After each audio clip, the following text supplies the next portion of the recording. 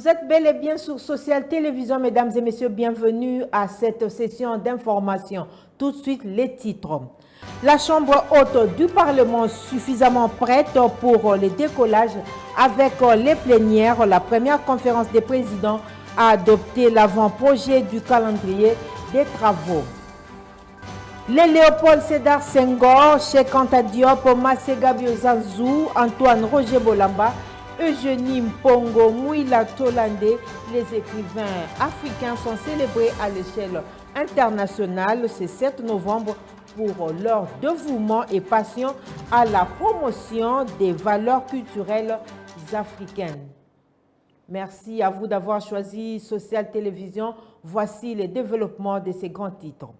La première conférence de présidents du Sénat a eu lieu et a adopté l'avant-projet du calendrier des travaux pour la session de septembre 2024. Reportage signé Élisée Ouamarakiza.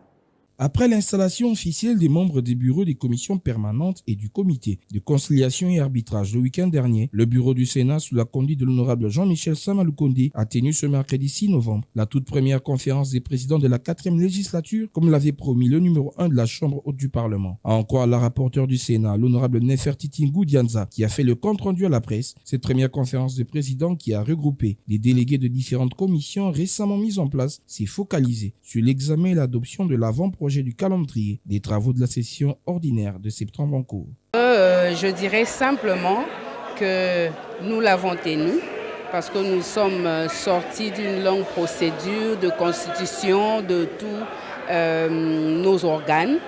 Et voilà que maintenant, comme nous avons mis en place nos commissions permanentes, et voilà aujourd'hui, nous avons pu organiser notre première conférence des présidents.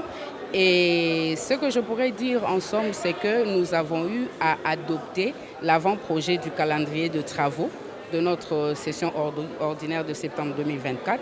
Et donc voilà, la plénière se tiendra après pour que ce projet que nous allons présenter à l'Assemblée puisse être adopté. Et c'est alors que les dés seront lancés pour que nous puissions finalement commencer le travail pour lequel nous avons été élus. Notons que les dispositions pertinentes des articles 74 et 75 du règlement d'ordre intérieur du Sénat, la conférence des présidents est l'organe de concertation du Sénat. Avec la tenue de cette première conférence, la Chambre haute se lance pleinement dans les activités de la 4e législature. Le ministre de l'Industrie et du Développement des petites et moyennes entreprises, Louis Watoum, a échangé avec son collègue du développement rural, Moïndo Nzangi. Les échanges ont tourné autour de grands projets de voies navigables et des dessertes agricoles. Reportage signé Lydia Kandolo. La collaboration renforcée a été scellée entre le ministère du Développement rural et l'industrie en vue d'évacuer les produits agricoles des centres de production vers les centres de consommation en République démocratique du Congo à travers les voies d'eau. D'abord, il faut dire que je suis très heureux d'avoir été accueilli par mon collègue, le ministre de l'Industrie, Petites et Moyennes Entreprises. Comme vous le savez, lui, il est au centre de tout. Le chef de l'État nous a demandé, dans tous nos secteurs, de créer des emplois. Mais les emplois, on va les créer effectivement par l'entrepreneuriat. C'est pour cela que le ministre qui a charge de l'entrepreneuriat, c'est un ministère transversal. Et dans toutes les opportunités que nous avons dans nos secteurs, nous voulons absolument qu'ils soient associés. Moïndo Nzangi a par ailleurs réaffirmé sa détermination à mener à bien les grands projets des voies navigables des déserts agricoles en République démocratique du Congo. Avec les collègues, je peux vous dire que nous avons été très satisfaits puisqu'il est très sensible à ce genre de questions. Et nos équipes vont continuer à travailler pour que demain, nous puissions faire un appel d'offres, demander aux Congolais de dire, voilà, tous ceux qui sont disposés à travers les secteurs des bateaux, des baleinières, des entrepôts d'achat de marchandises, ce sont ces marchandises-là qui vont aider l'industrie agroalimentaire au niveau de Kinshasa, qu'ils se manifestent pour qu'ils puissent recevoir le soutien du gouvernement.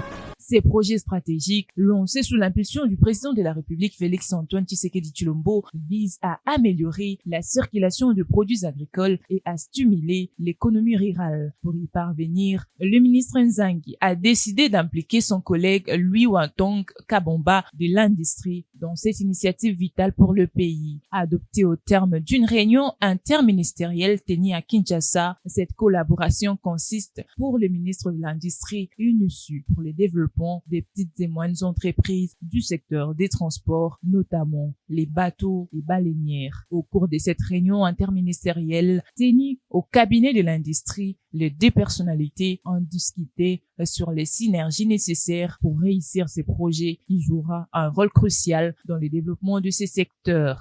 La réunion du 6e Conseil consultatif national des forêts s'est tenue du 6 au 7 novembre à Sultani Hotel, axée sur l'amélioration de la gouvernance forestière à travers un processus indispensable des concertations entre toutes les parties concernées par la gestion durable des ressources forestières de la République démocratique du Congo. Élisée Ouamarakiza pour plus de détails.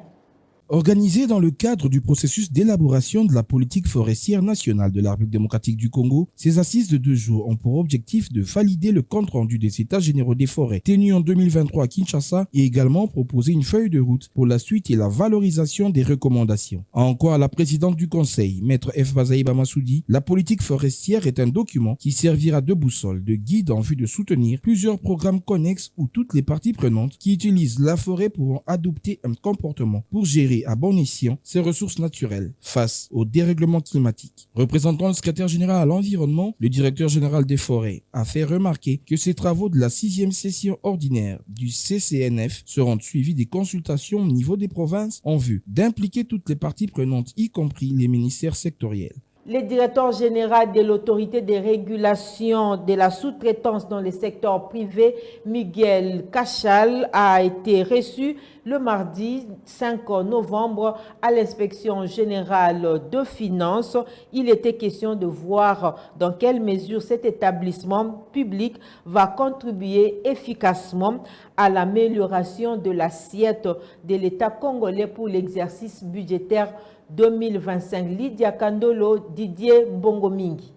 Avec Jules Alinguete, inspecteur général de finances et chef de service, il était question de voir dans quelle mesure cet établissement public va contribuer efficacement à l'amélioration de l'assiette fiscale de l'État congolais pour l'exercice 2025. Pour le directeur général de l'ARSTP, Miguel Cachal Katam, il était impérieux d'approcher l'IGF et voir ensemble comment travailler pour canaliser la chaîne des valeurs de la sous-traitance. Dans une société minière, par exemple, il y a certaines sociétés minières qui ont 13 000 sous-traitants, par exemple.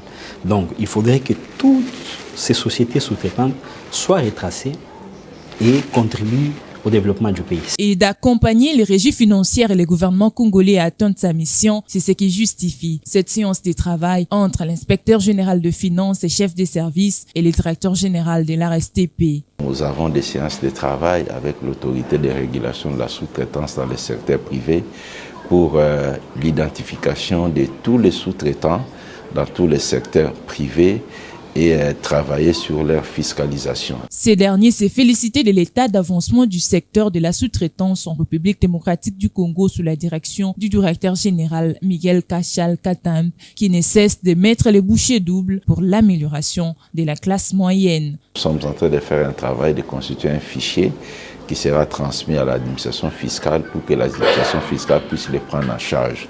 Parlons santé à présent, c'est à la zone de santé de Kalamu 1 que l'opération de fermeture des centres de santé et pharmacies de fortune a débuté. Une opération lancée par le ministre provincial de la Santé. Reportage.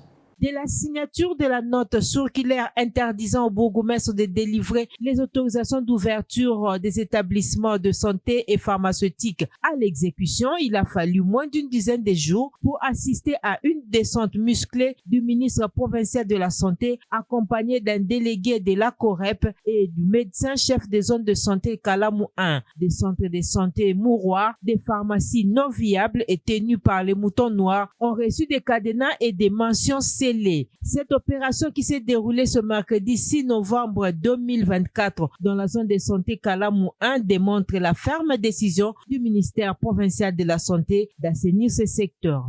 Yo soko sala no médecine te kende ko sala libaya to te luka ko kende soko te kambila tika médecine na bato basala médecine yo muto sala pharmacie te to toza assistant en pharmacie te auxiliaire en pharmacie te tika ko te kisi kende ko sala makamna mususu tikela mutu oyo ayebi musala na ye pour que to éviter ba mort lelo ba kisi ezoboma batu énormément na Kinshasa ça pourtant to ebeza ba kisi parce que to yebi que kisi eza makambo eza contrôler la nini lelo ba box ba biloko moko ba santé ya ba centre de santé ezoboma tellement que les aloko à l'état zate on est tolobi que na Daniel Bumbana edi yeli Kinshasa ezobonga et puis système de santé à ville à Kinshasa ezozala assaini. Cette opération, en croit le ministre provincial de la Santé, se déroulera dans les 35 zones de santé qui comptent la ville de Kinshasa. Parlons littérature à présent. L'édition 2024 de la Journée internationale de l'écrivain africain a été célébrée ce jeudi à l'échelle mondiale et ici au centre Wallonie-Bruxelles. 2 écrivaines congolaises, Clémentine Nzouji Faïk et Eugénie Mpongo, ont été à l'honneur. Reportage.